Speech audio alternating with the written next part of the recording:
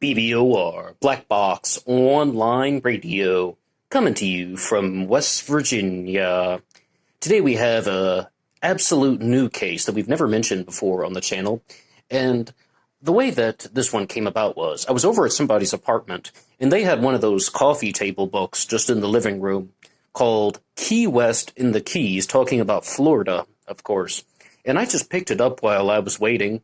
I turned about 3 pages randomly, and I came across something that was dealing with a romance that possibly had ties to the occult, and I was rather pulled in. They had a very small section about it, and they're talking about, of course, the city of Key West in Florida.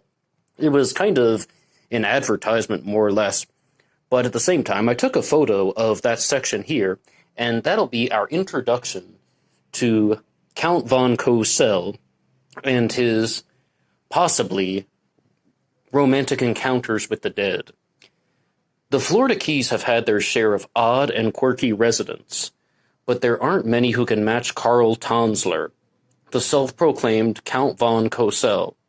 Von Cosel fell in love with a beautiful young woman who was dying of tuberculosis in 1930. As an X-ray technician in Key West, von Cosel was called upon to draw blood from Elena Hoyos Mesa as part of her treatment. As soon as he laid eyes on her, he knew she was the woman of his dreams. Literally, he was convinced that Elena came to him in his sleep. Elena ultimately died, but von Cosel's love did not die with her. He visited her almost every night in the mausoleum he built for her, believing that he could save her from the ravages of death. He stole her body. And, well, you can learn the full twisted story if you visit Key West, Florida, and go through some of their attractions. Once again, that's an advertisement that they had in this coffee table book, but I wasn't satisfied with that. It's like, as I said, I took a photo of that, and I thought I needed to learn a little bit more.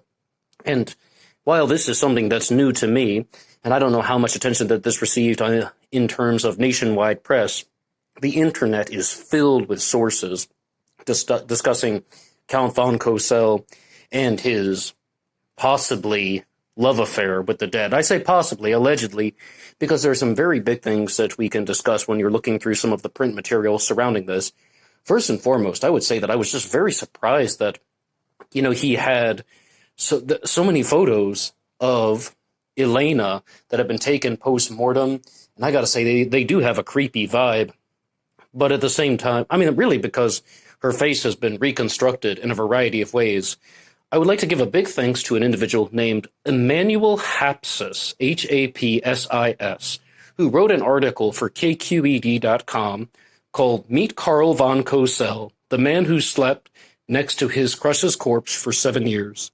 So we're going to see what this guy is all about, and once again, thank you to Emmanuel Hapsis. We all have our favorite pastimes. Mine happens to be falling down internet K-holes, he writes. 1 minute I'm investigating the whereabouts of Anastasia, and 2 hours and many clicks later, I'm somehow reading all about how Henry VIII had his butt wiped by some people called the grooms of stool. That's the intro to his article, and the only reason why I chose to read that was, at first when I read about that, Henry VIII had professional butt wipers, the grooms of stool, I was like, that's gross. Why are you telling me, dude? But then I remembered something that I had said on the channel in the past. When we're learning about the world, we should not censor the stuff. Yes, we're going to be encountering some things that are disgusting, some things that are just bizarre, some things that are out of this world. But we need to learn everything, because that's what humanity and that's what life is all about. It's about this journey where we learn as much as we can. And sometimes we do get the nasty parts. And let's continue on with the article. Recently, my cyber explorations took a creepy turn. Did you know there's an American serial killer known as the Butcher of Plainfield? I think he's being sarcastic with that. I believe that was Ed Gein. But also, there was a man who was sleeping next to a corpse for 7 years. And, I really don't think that little intro thing that we had at the beginning of the upload here really did the story justice, because there's so many things that happened in between the little spaces that they have in that story. What happens is, this guy named Jörg Karl is coming to us from Germany, and then he adopts the name Count von Cosel, and he becomes, like enamored with that sort of personality. And his full name was Jörg Karl Tanzler. Karl was spelled with a K in Germany, Karl, and once he got to the United States of America and settled down here, he changed it to Carl, so it seems to have been written in these articles here.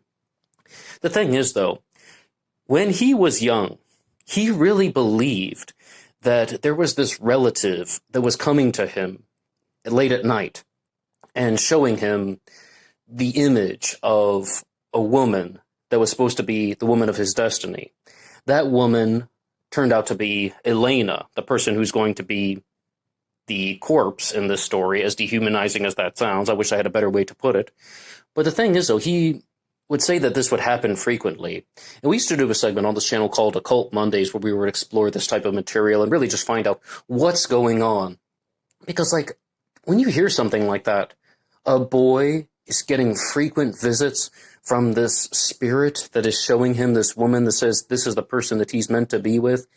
Well, what's going on with that? Is that just a kid having some dreams late at night? Or is this guy having delusions? Is this guy hallucinating? Or is there an actual spirit there? What is actually going on? We used to explore that in a segment called Occult Mondays. We have a lot of those uploads floating around on the channel.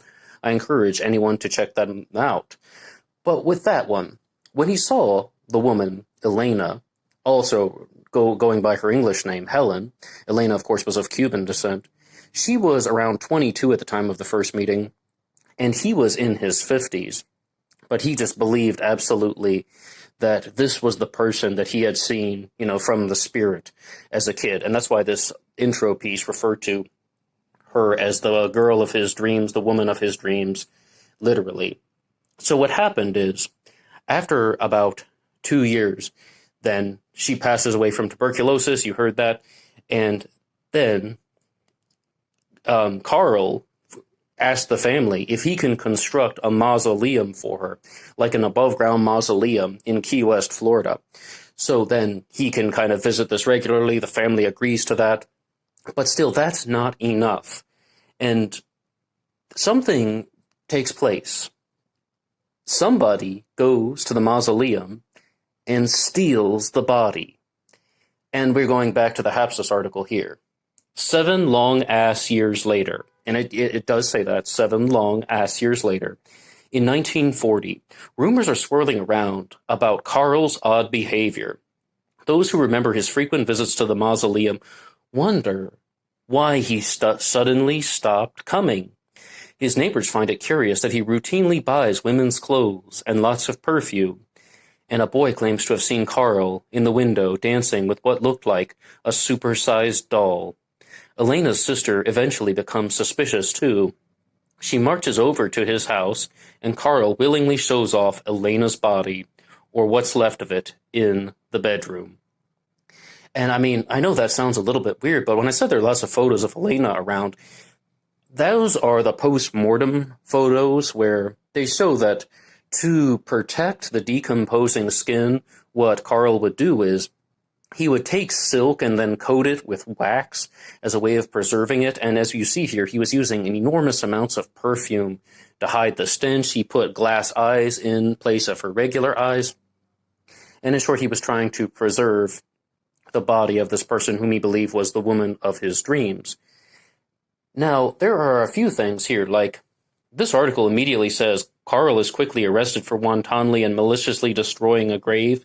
I actually think that that's not necessarily true, because in some other articles they say that there's actually a public viewing where people take somewhat of a liking to Karl's obsession with Elena. They think that this is just a different type of true love.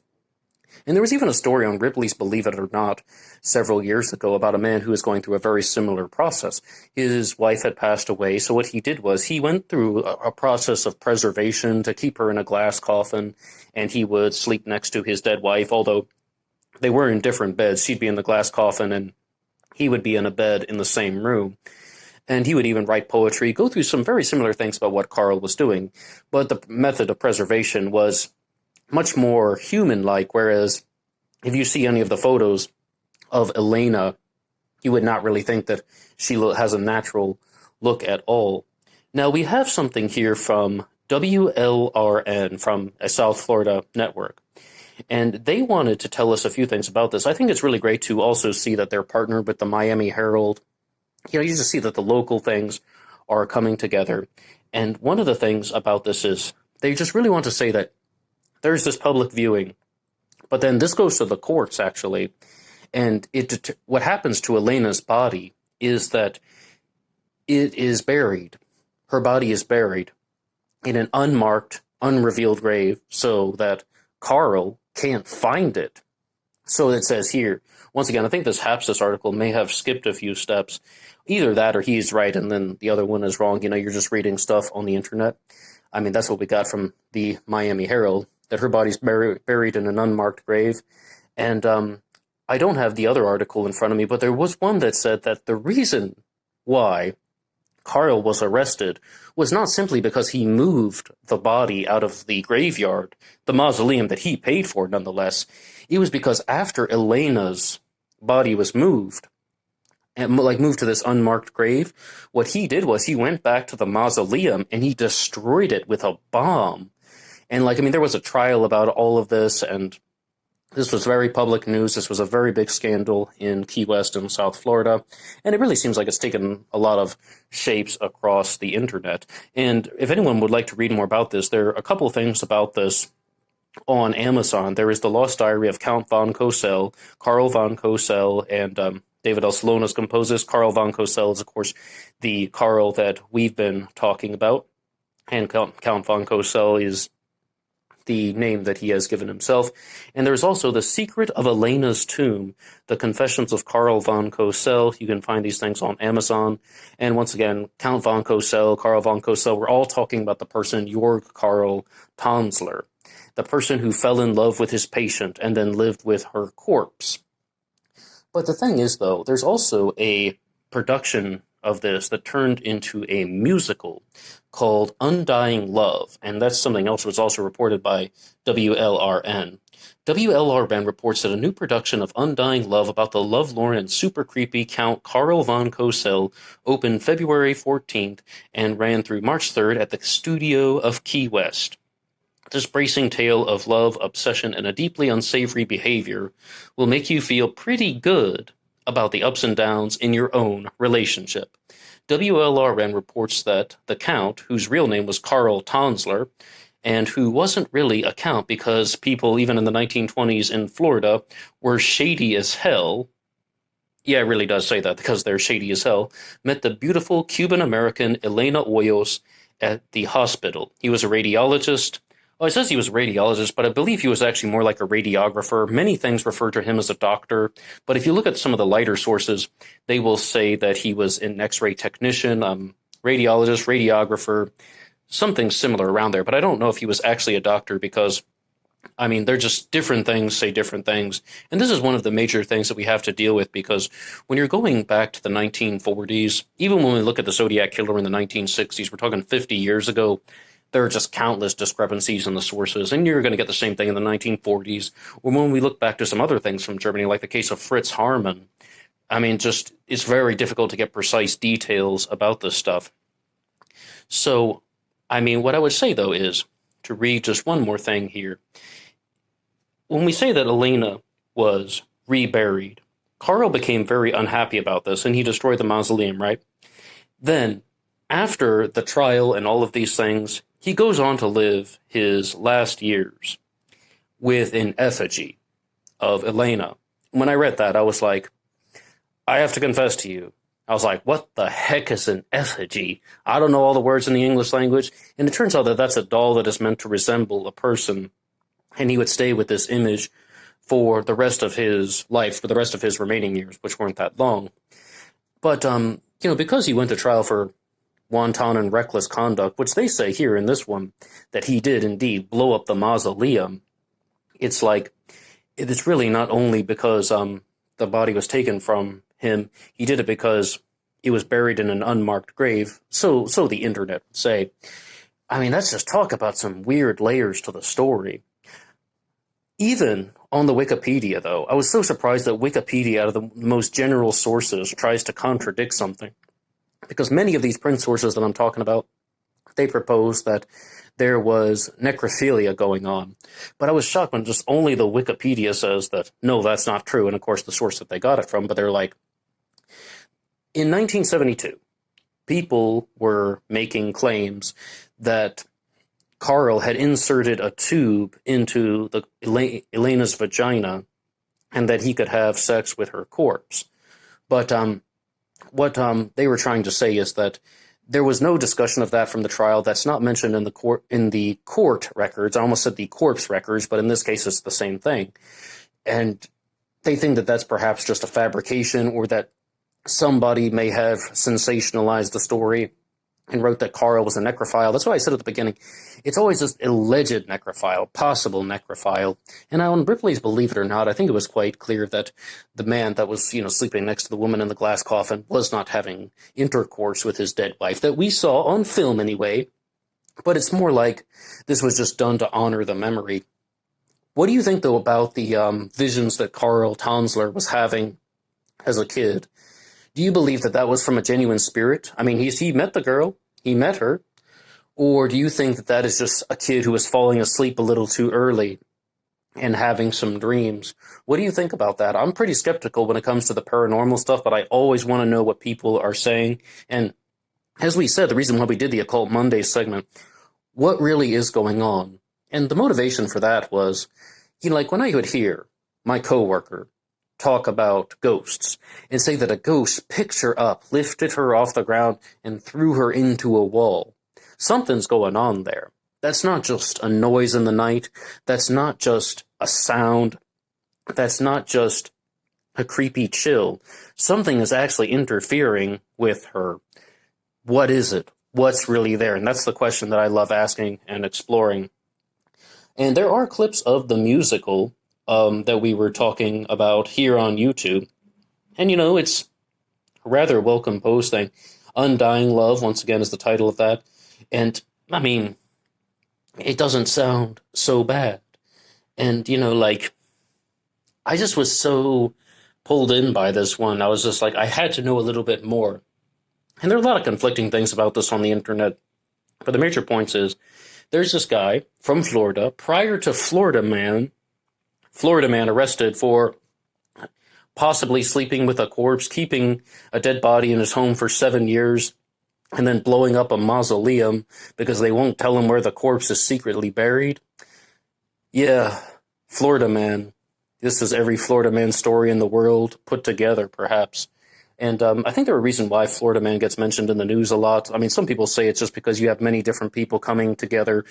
It's like the amalgam of differences is what somebody I know called it. And then there's also something that they said on the podcast, Crime After Crime, is that Florida has a variant of the Open Information Act where many more crimes get publicized and available to the media, whereas some other states do not have that type of law. Well, anyway, there was a trial about this, and this is the case of Georg Karl Tanzler, who would go on to be known as Count Karl von Cosel, and also you can just look at him as Count von Cosel. And this is something that I think we could perhaps look at for the future.